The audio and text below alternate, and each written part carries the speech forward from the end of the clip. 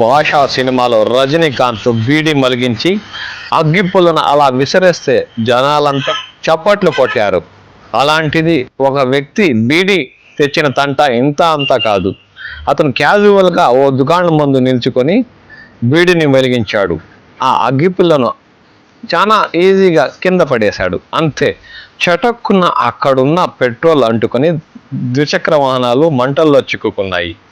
ఈ సంఘటనతో అతను నిర్ఘాంతపోయాడు. ఈ ఘటన అనంతపురం జిల్లా కళ్యాణదుర్గం పట్టణంలో జరిగింది.